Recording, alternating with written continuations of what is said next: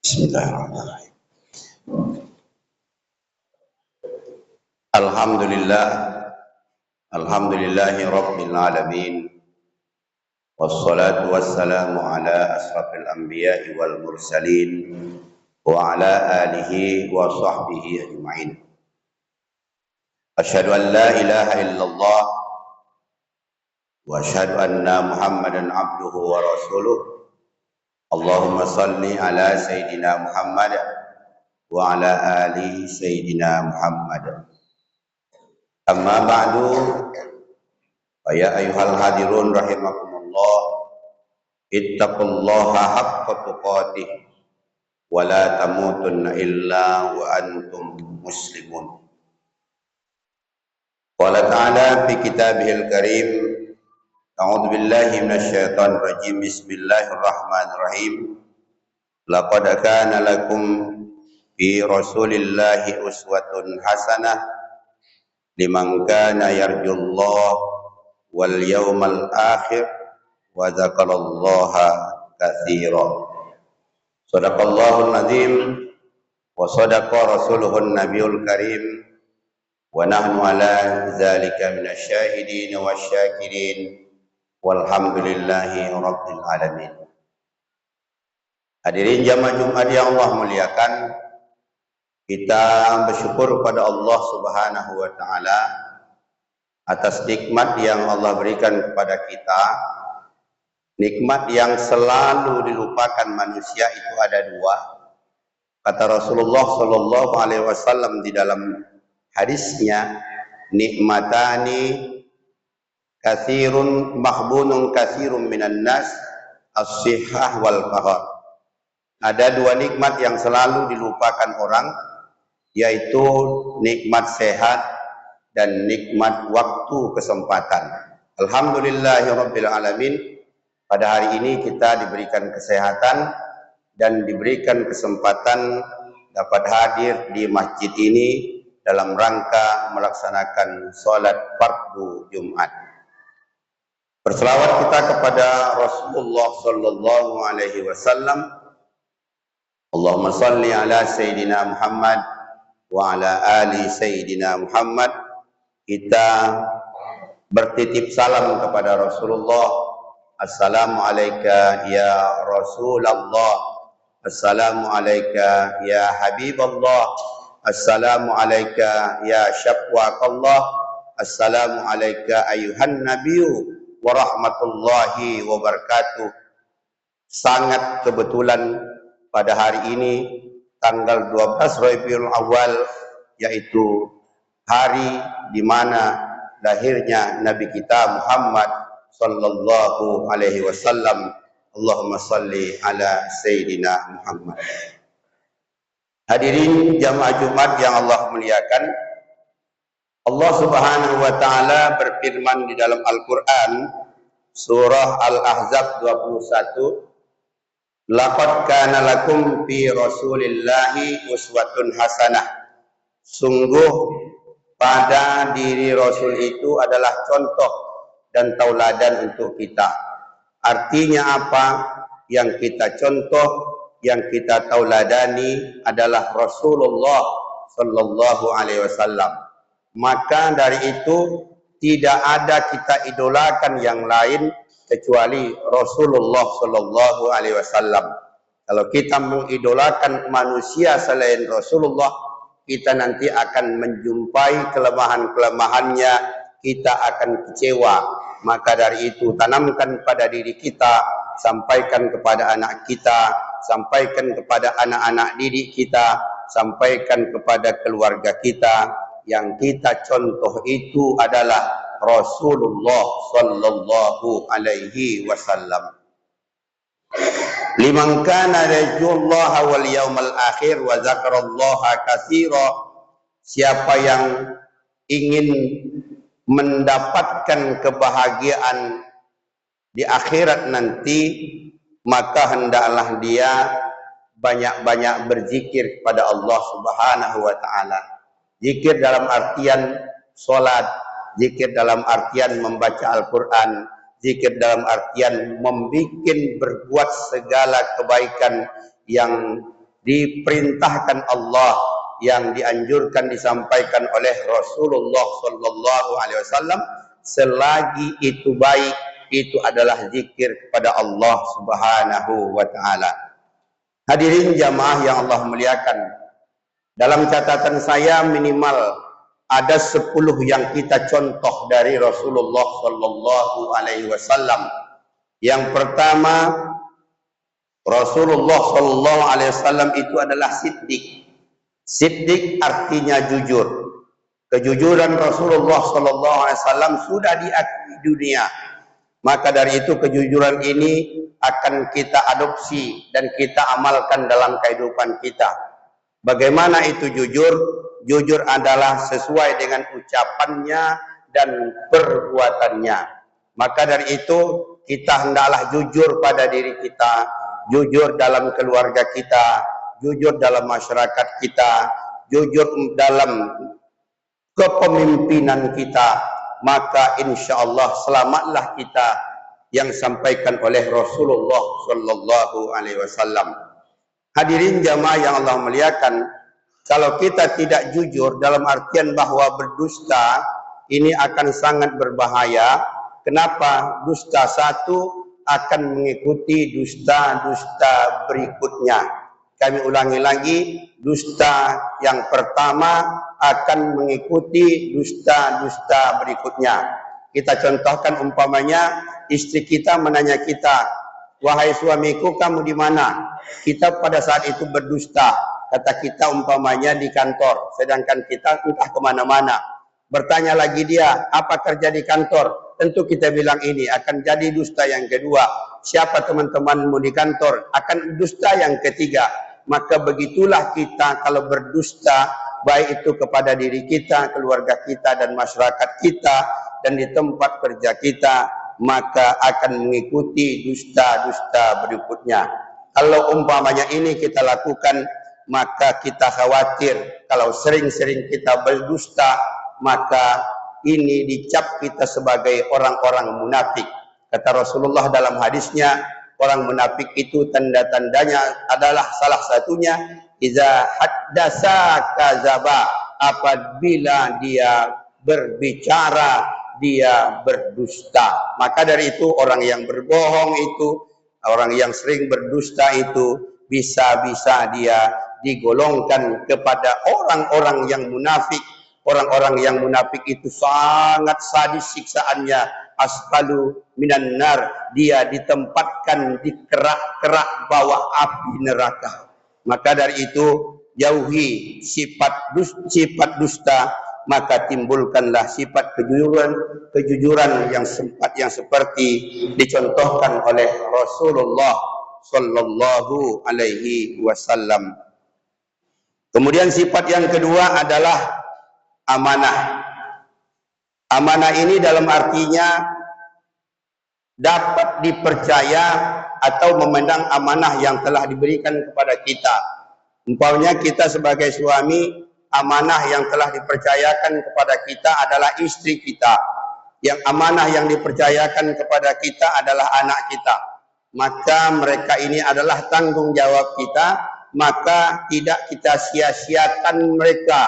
Maka hendaklah kita ayomi mereka dengan sepenuh hati. Maka hendaklah di dalam rumah tangga itu, amanah yang kita berikan kepada keluarga kita, berikan kepada mereka makan yang halal lagi baik, berikan kepada mereka minum yang halal lagi baik, berikan kepada mereka pakaian yang sempurna dan islami, berikan kepada mereka tempat tinggal yang layak, berikan kepada mereka pendidikan. Dalam artian kalau kita tidak bisa, hantarkan mereka ke tempat-tempat majlis taklim di mana pendidikan yang sesuai dengan kita. Yang terakhir, berikan kepada mereka perhatian. Jangan umpamanya perhatian kita lebih banyak kepada yang lain, tetapi keluarga kita, perhatian kita kurang kita perhatikan. Maka dari itu di dalam rumah tangga ini adalah amanah yang kita emban. Wa aufu bi ahdi innal ahda kana mas'ula. Diberikan kita tanggung jawab amanah. Amanah itu nanti dimintai pertanggungjawabannya di hadapan Allah Subhanahu wa taala. Begitu juga kita amanah di dalam kerja kita. Apakah kita sebagai guru amanahlah mengajar, apakah dia kepala sekolah mengajarlah sebagai pemimpin, apakah itu amanah umpamanya di dalam masjid memimpin masjid, amanahlah di masjid. Kemudian kalau dia amanah umpamanya di kantor, amanahlah di kantor. Kemudian di situ ada janji-janji. Dalam artian nanti itu tidak lepas dari kameranya Allah. Semuanya akan dipertanggungjawabkan di hadapan Allah Subhanahu wa taala. Ini yang kita ambil sifat Rasulullah sallallahu alaihi wasallam. Yang kemudian sifat yang ketiga yang kita ambil dari Rasulullah sallallahu alaihi wasallam yang kita contoh adalah tabligh. Tabligh ini adalah komunikasi. Jangan putus komunikasi kita. Sehingga Rasulullah sallallahu alaihi wasallam hampir setiap saat dia berkumpul di masjid berkomunikasi, berjumpai di pasar berkomunikasi. Dalam artian bahwa salah satu kesuksesan kita senantiasa membuka komunikasi dari segala arah manapun. Di rumah tangga kita berkomunikasi dengan baik, di tempat kerja kita berkomunikasi dengan baik, dimanapun di masyarakat kita berkomunikasi dengan baik. Jangan menutup komunikasi. Inilah dicontohkan oleh Rasulullah SAW dalam artian tabligh. Karena kata Rasulullah SAW di dalam hadisnya bahwa komunikasi itu sama dengan bersilaturahim. Siapa yang ingin dimudahkan rezekinya, siapa yang ingin dipanjangkan umurnya, siapa yang ingin disehatkan badannya, hendaklah mereka itu senantiasa berkomunikasi. Jangan sendirian, saya bisa, saya tidak perlu dengan orang lain. Ini sangat salah. Kenapa? Ini tidak dicontohkan oleh Rasulullah sallallahu alaihi wasallam. Itulah di depan kita banyak kadang-kadang komunitas. Ada komunitas ini, komunitas ini, komunitas ini, persatuan ini, alumni ini, segala macam. Ini dalam artian menciptakan komunikasi. Ini dicontohkan oleh Rasulullah sallallahu alaihi wasallam. Yang kemudian sifat selanjutnya adalah patonah. Patonah ini cerdas. Cerdas dalam artian bukan orang pintar. Cerdas ini dalam artian dia bisa mengetahui kondisi dan bagaimana saat itu. Kita contohkan umpamanya, dicontohkan oleh Rasulullah sallallahu alaihi wasallam, datang suami istri kepada Rasulullah. Wahai Rasulullah, kami celaka. Wahai Rasulullah, kami celaka. Bagaimana kamu celaka? Kata beliau suami istri ini, di bulan Ramadan ini kami melakukan bersetubuh suami istri. Maka Rasulullah SAW mengatakan, kamu wajib puasa 60 hari. Ya Rasulullah, bagaimana kami puasa 60 hari, sedangkan 30 hari saja kami tak bisa melewatinya. Kalau begitu, maka kamu memberi makan 60 orang miskin. Bagaimana ya Rasulullah, kami tidak sanggup memberi makan orang puluhan miskin. Kami hanya orang biasa dan orang miskin. Kalau begitu ada kurma di belakang rumah, wahai Aisyah. Kata Rasulullah, ada kurma. Kalau begitu bagikan kurma ini kepada 60 orang miskin. Kata sahabat tadi yang melakukan perbuatan yang melanggar agama, kamilah yang paling miskin di kampung itu. Kata Rasulullah, kalau begitu ambillah kurma ini, bawa pulang makan, kamu tidak lagi kena hukuman dari ini. Artinya apa? Inilah kecerdasan oleh Rasulullah sallallahu alaihi wasallam. Tidak dalam artian A langsung A, B langsung B, tapi inilah kita minta ada kebijaksanaan. Di dalam rumah tangga ada kebijaksanaan, dalam organisasi ada kebijaksanaan, di dalam berbangsa dan bernegara ada kebijaksanaan, tidak kaku. Hadirin jamaah yang Allah muliakan, ini namanya pemimpin yang cerdas. Kemudian yang kelima yang dimiliki oleh Rasulullah SAW, tawadu. Tawadu dalam artian rendah hati. Bagaimana rendah hati? Rasulullah SAW Nabi Pada saat itu dia pemimpin, sangat dihormati, orang yang paling mulia. Tapi apa disampaikannya? Ana basyarun mislukum yuha. Saya ini sama dengan kamu, tidak ada bedanya. Dalam artian bahwa hanya bedanya saya dengan kamu, saya mendapatkan wahyu dari Allah Subhanahu wa taala. Kalau ini kita terapkan, tidak ada kita mengandalkan kekayaan kita, tidak ada kita menyombongkan kekayaan kita, tidak ada menyombongkan pangkat dan jabatan kita, tidak ada menyombongkan umpamanya keturunan kita, tidak ada menyombongkan orang tempatan kita, karena kita katakan ana basyarum mislukum, saya sama seperti kamu. Inilah dicontohkan oleh Rasulullah sallallahu alaihi wasallam. Kemudian yang keenam yang dapat kita contoh dari Rasulullah adalah dia istiqomah. Istiqomah Rasulullah sallallahu alaihi wasallam sangat luar biasa. Pada saat itu datang beberapa orang Nasrani menjumpai oleh Rasulullah sallallahu alaihi wasallam. Ya Muhammad, bagaimana kita adakan perundingan? Bagaimana perundingannya? Karena kamu mengembangkan Islam, juga agama kami mengembangkan agama kami. Bagaimana kita kerjasama saja? Umpamanya hari Minggu engkau dan pengikutmu ke gereja, kemudian hari Jumat kami ke masjid. Apa yang dijawab Allah? Dijawab Rasulullah melalui wahyunya, lakum dinukum waliyadin. Sehingga dalam Al-Quran, la a'budu ma ta'budun wala antum abiduna ma a'bud lakum dinukum waliyadin. Dalam artian, silakan kamu beramal sesuai dengan agamamu, kami juga jangan diganggu beramal sesuai dengan agama kami. Ini istiqomah. Maka dari itu tidak ada kita ikut-ikutan. Kalau umpamanya di dalam negara kita berdemokrasi, itu tidak menjadi acuan, dalam artian bahwa dalam Islam itu tetap lakum dinukum waliyadin. Hadirin jamaah yang berbahagia, ini yang dilakukan oleh Rasulullah sallallahu alaihi wasallam, istiqomah. Kemudian lagi bagaimana istiqomah Rasul tentang supremasi hukum. Kata Rasulullah sallallahu alaihi wasallam, saya akan menerapkan hukum sesuai dengan Al-Qur'an. Faman lam yahkum fabima anzalallah fahuwa kafir. Maka siapa yang tidak berhujjah, berhukum dengan Al-Quran, mereka itu adalah melanggar perintah Allah. Ana wallahi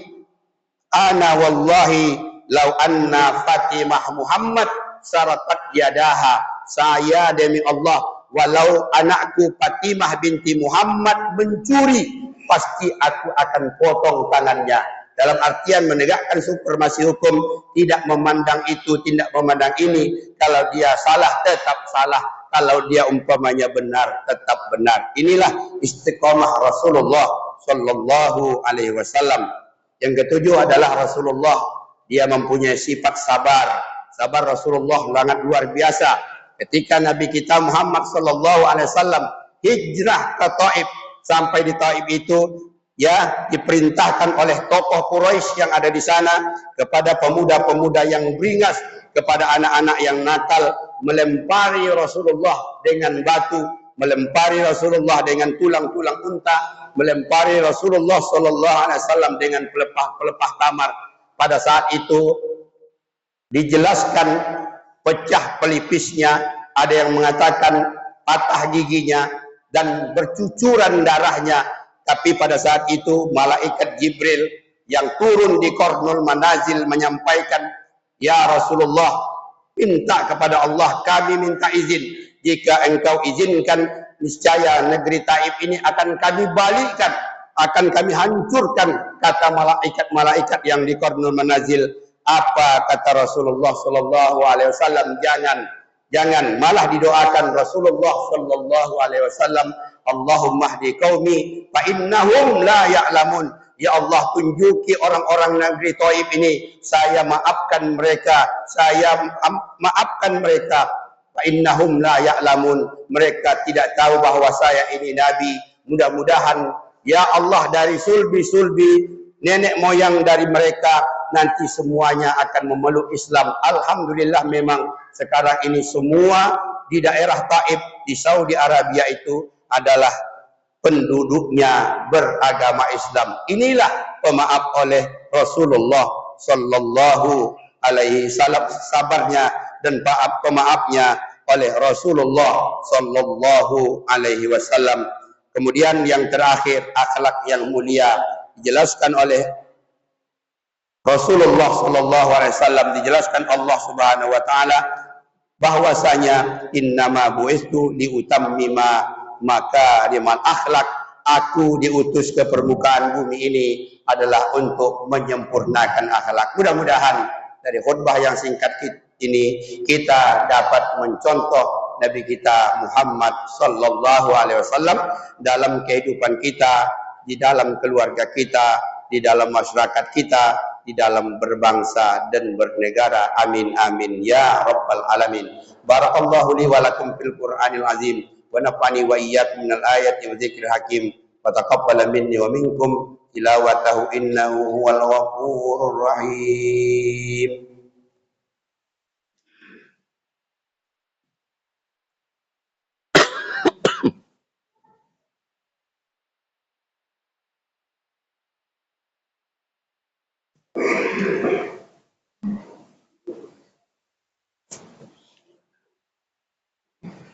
Bismillahirrahmanirrahim. Alhamdulillahi rabbil alamin. Wassalatu wassalamu ala asrafil anbiya'i wal mursalin wa ala alihi wa sahbihi ajma'in. Allahumma salli ala Sayyidina Muhammad wa ala ali Sayyidina Muhammad. Ayuhan nas ittaqullaha haqqa tuqatih wa la tamutunna illa wa antum muslimun.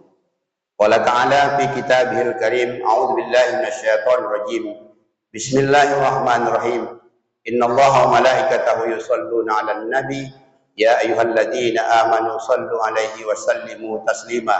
Wa ajibullaha ibadallahi ila ma da'akum wa sallu wa sallimu la hadakum. Allahumma salli ala sayyidina Muhammad wa ala ali sayyidina Muhammad kama shallaita ala sayyidina Ibrahim wa ala ali sayyidina Ibrahim wa barik ala sayyidina Muhammad wa ala ali sayyidina Muhammad kama barakta ala sayyidina Ibrahim wa ala ali sayyidina Ibrahim fil alamin innaka Hamidum Majid. Allahumma ighfir lil muslimina wal muslimat wal mu'minina wal mu'minat al ahya'i minhum wal amwat. Innaka ya Allah sami'un qaribun mujibud da'wat wa ya qadiyal hajat. Rabbana atina fid dunya hasanah wa fil akhirati hasanah wa qina adzabannar. Ibadallah, innallaha ya'muru bil adli wal ihsan wa ita'i dzil qurba wa yanha 'anil fahsya'i wal munkar ya'idukum la'allakum tadhakkarun wa la dzikrullahi akbar.